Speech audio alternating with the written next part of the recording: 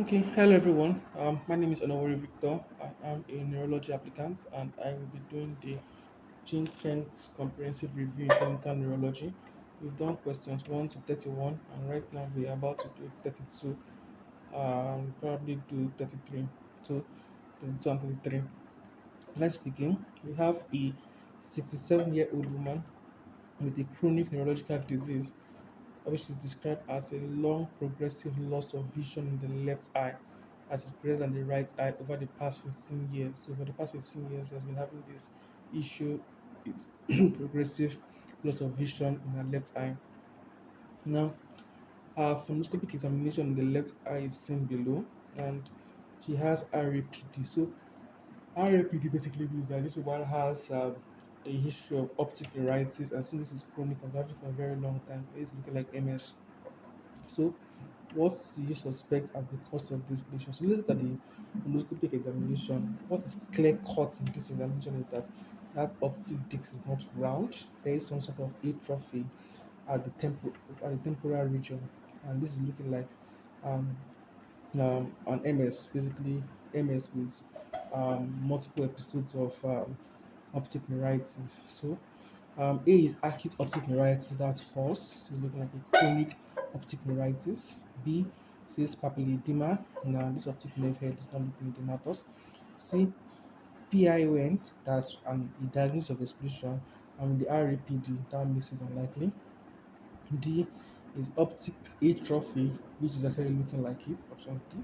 And A is AION. AION is the leading cause of eye issues or visual loss, painless visual loss in a patient at the age of 50, but it will not present with an RAPD. So, option D is the answer. Let's move on to question 33.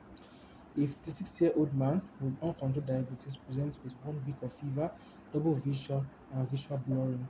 Now he has proptosis bilaterally, bilateral abduction, abduction, weakness, and visual acuity of 20 over 50 in the right eye and 20 over 100 in the left eye.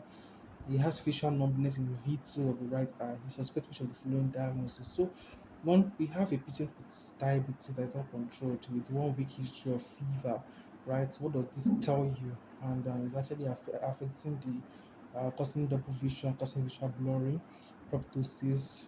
This is looking like a cavernous sinus infection, and usually by mucormycosis. And if you look at the option, that's going to be option C. So let's do a little explanation so we can know how to arrive at this answer. So, like we just established, this patient has mucormycosis, and it's most likely involving the cavernous sinus and the posterior orbit. This usually occurs in patients with a poorly controlled diabetes. Now, it can cause proptosis, can cause visual blurring, can cause unilateral or even bilateral cavernous sinus syndrome with a combination of cranial number 3, 4, um, V1, V2, and cranial number 6 involvement.